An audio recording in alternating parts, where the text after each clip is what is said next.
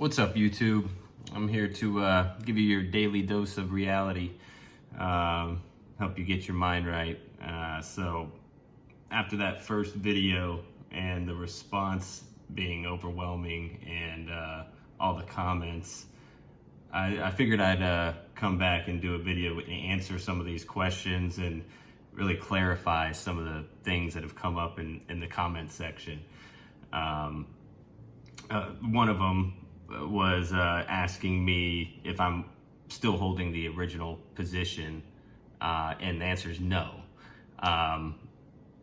When I got back from that meeting to see that, this is an hour and a half after my girlfriend, not my wife, my girlfriend, I had taken that trade for her at $1.06, and she called me and told me it was at 80 cents. That's when I went back to the room and basically was on the phone with her watching my investment go down.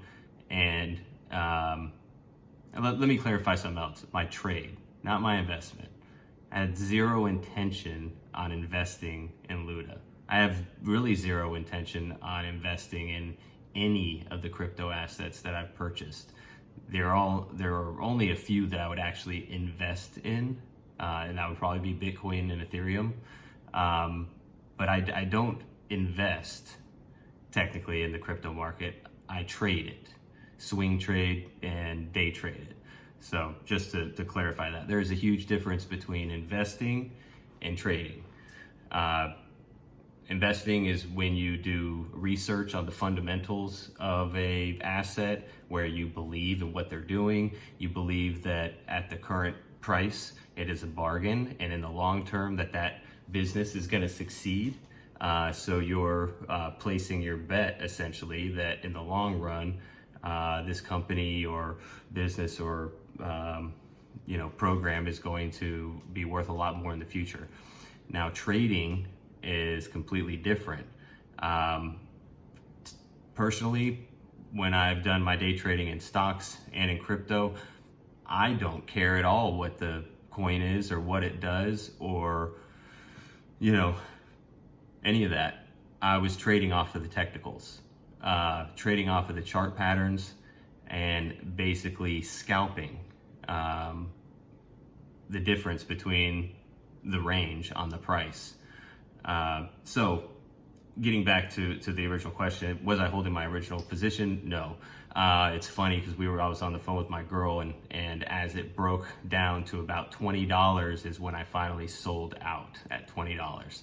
And then I waited, it dropped by another 50% in a couple minutes. I bought it back with my $20 and watched that $20 go up to, I don't know, it was like 50, 60.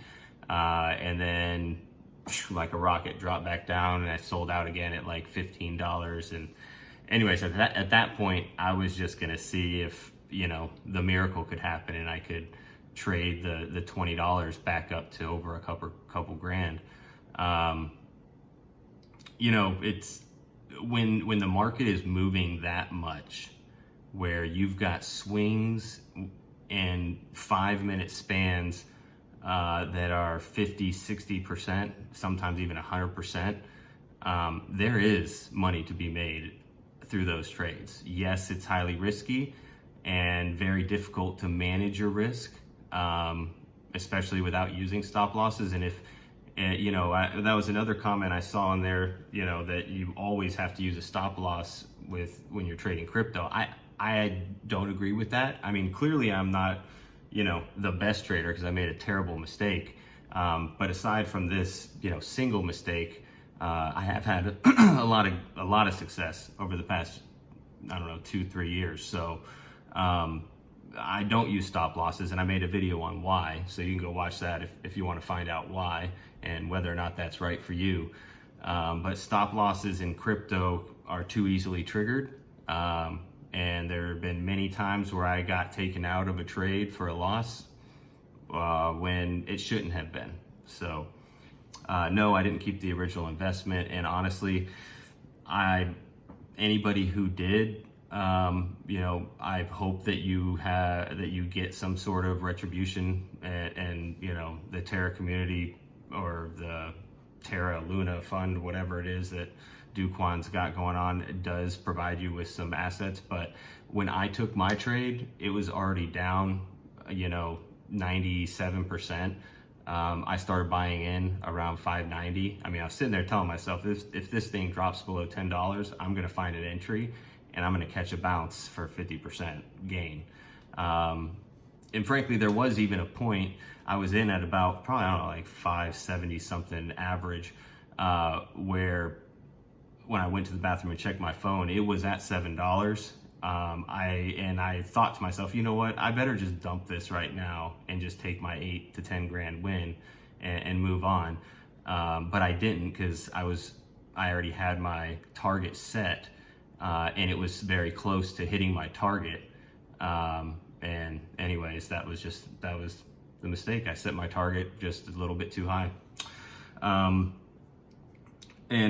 So I would not have benefited from holding that original position, because I wouldn't be eligible for any sort of, investor payback, because I wasn't an investor. I bought it after everything started crashing. If I had done the research that I should have about what exactly was going on with Luna before I took that trade hastily, I would have jumped out way sooner. Another question that came up, did I try to get a loan from my job? No, I did not. Frankly, I didn't intend on getting a loan. Fortunately, I've always had very good credit and I've never missed any payments. And so I was able to balance transfer from a different credit card, 3 actually, to cover the 30 grand that I owe on the 6th. So my intention is just to, live frugally over the next year and a half and just pay that loan, or that interest-free balance transfer, off before the interest commences. So there, for those of you out there who may have some sort of debt, if you have a way to pay it off, but you need a little bit of time, you don't need 5 years to where you need to get a loan, but you do need like a year or so. If you have good credit, there are a lot of credit card companies out there that offer 0 interest balance transfers. You pay like a 3 to 5% fee on the amount that you transfer. Some allow you to transfer that money straight into your checking rather than, straight to the account to pay it off, which is what I did. That allowed me to get a little bit of extra cash for this short 2-week term, where I could use that to trade when there was this crazy opportunity after everything crashed. So that's something to look into. I would be careful with that, because if you don't have a strong plan and don't have the income to pay it off during that time when the interest commences, you'll be in a world of hurt when you're looking at a 26% interest rate. So just keep that in mind, but it can be an option.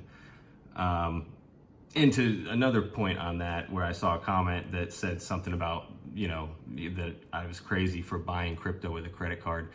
So that's not exactly what happened. And also, this wasn't my first time experiencing a fairly significant loss. I did have a pretty terrible trade on a penny stock last year that wiped out about 25 grand of mine. And so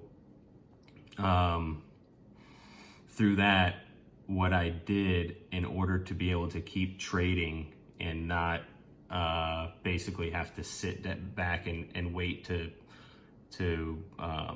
save up enough money to open an account, I used that credit card all year long.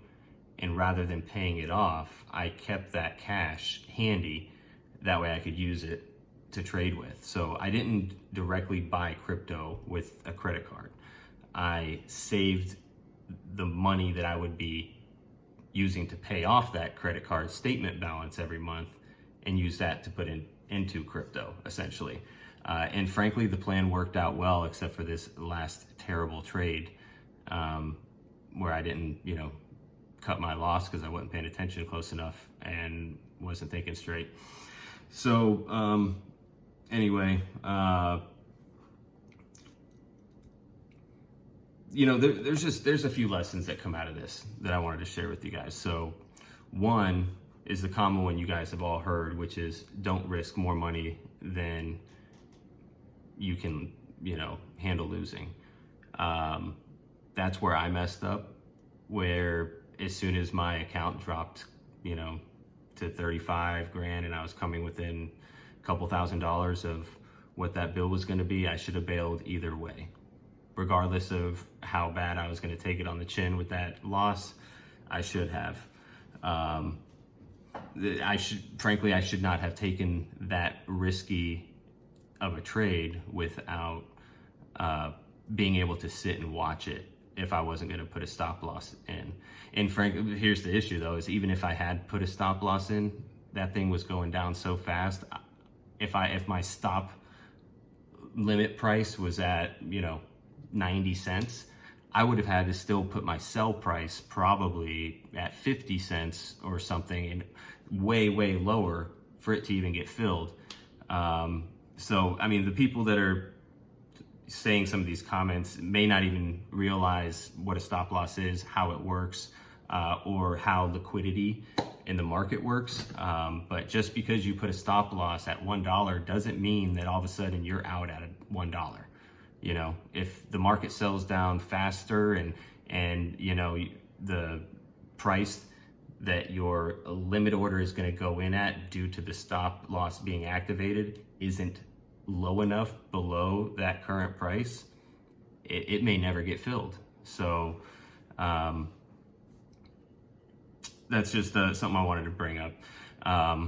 Catching the falling knife, definitely not something to do. I have done that quite a few times over the past year or so. I'm catching trades where I'm waiting for something to sell off and hit the bottom, waiting for stop hunters to hit that, you know, trigger those stop losses, and when it flushes down, that I get to jump in real quick on the way up and then sell right when the price levels out.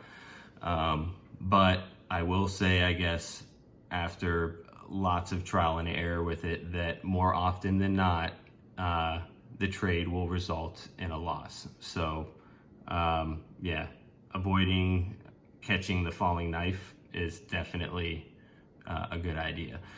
And probably the biggest one is, if you're going to be trading rather than investing, whenever a coin or an asset starts going parabolic, you need to make sure that you thoroughly check the news. Now, it's tough to do that because these breakouts are happening in minutes, and if you don't get in fast enough, you might completely miss it.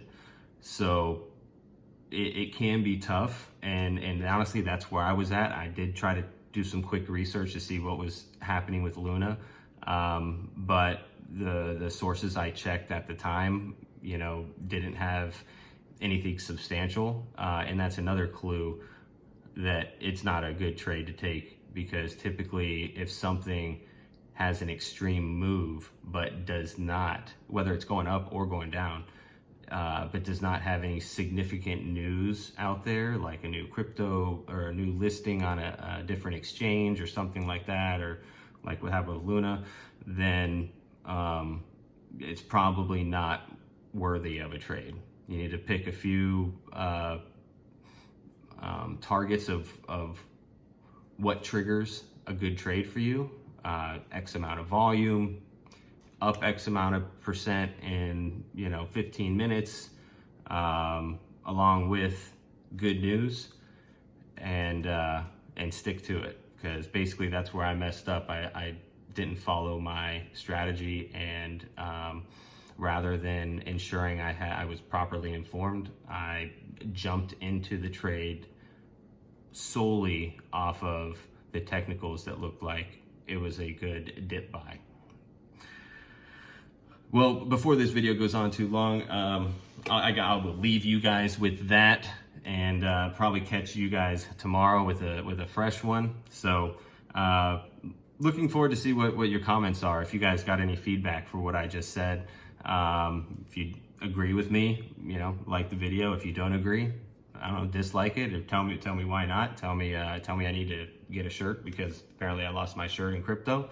But either way, you know, before you ever get into trading, investing, make sure you get your mind right and are prepared for any losses you may see while you're trading. Thanks, everybody. Have a good night.